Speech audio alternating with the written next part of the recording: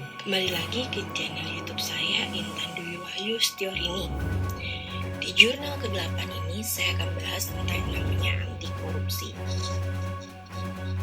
Mungkin kita sudah sering dengar terkait dengan korupsi yang terjadi di negeri ini. Oleh karena itu, untuk menghindari semakin besarnya angka korupsi di Indonesia, pada pelatihan dasar CPNS diterapkan juga nilai-nilai aneka pada poin yang terakhir, yaitu anti korupsi. Pada anti korupsi terdapat nilai-nilai dasar. Nilai dasar tersebut ada 9. Yang pertama adalah jujur, yang kedua adalah peduli, yang ketiga adalah mandiri, keempat disiplin, kelima tanggung jawab, yang keenam adalah kerja keras, yang ketujuh adalah sederhana, kedelapan berani, dan kesembilan adil. Jadi korupsi itu sendiri juga punya tingkatan. Paling rendah adalah penyalahgunaan atau pengkhianatan kepercayaan. Seperti misalnya dimintai tolong untuk pergi atau menitipkan pesan kepada seseorang, tapi kita tidak melakukan hal tersebut. Itu juga sudah dikategorikan sebagai tingkatan korupsi yang paling rendah.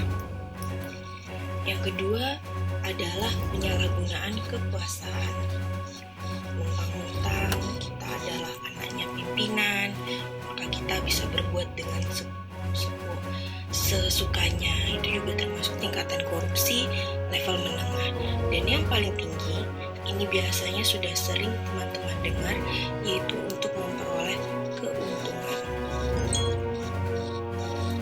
Dalam hal ini, material benefit tidak hanya berupa uang, tapi juga bisa jadi dalam bentuk barang ataupun jasa. Rumusan bagaimana korupsi itu terjadi karena adanya perilaku. Perilaku ini sudah ada di dalam diri. Jadi mungkin karena kebutuhan atau karena keinginan, itu juga bisa jadi. Dan yang kedua adalah niat. Niat ini muncul mungkin bisa jadi juga karena adanya kebutuhan dan keinginan. Kemudian ditambah dengan adanya kelemahan sistem. Sistem di sini bisa jadi adalah sistem organisasi atau sistem kelompok.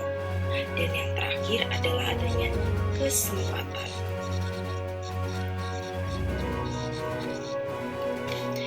Baik, karena ada 4 hal tersebut, maka bisa terjadi adanya namanya korupsi.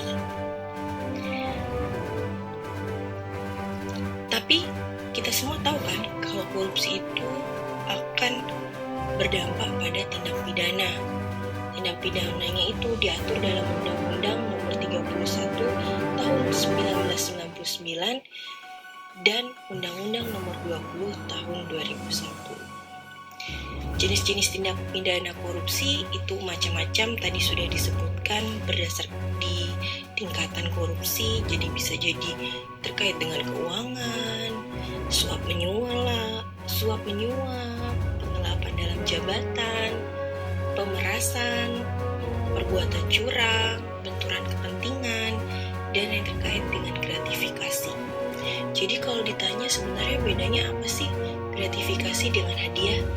Nah, di dalam Undang-Undang Nomor 31 Tahun 99 Junto Undang-Undang Nomor 20 Tahun 2001 pada pasal 12B ayat 1 disebutkan bahwa gratifikasi dalam arti luas yakni berupa pemberian uang, barang, rabat atau diskon, komisi, pinjaman tanpa bunga, tiket perjalanan, fasilitas penginapan, perjalanan wisata, dan pengobatan cuma-cuma serta fasilitas lainnya.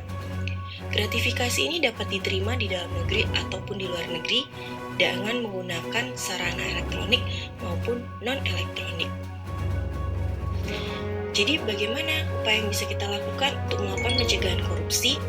Yang pertama adalah meyakini dalam hati, mengurungkan niat, mempertinggi semangat, meningkatkan komitmen, dan dilakukan dengan adanya amal perbuatan. Oke, sekian video saya kali ini. Terima kasih sudah menyaksikan. Sampai ketemu di video berikutnya.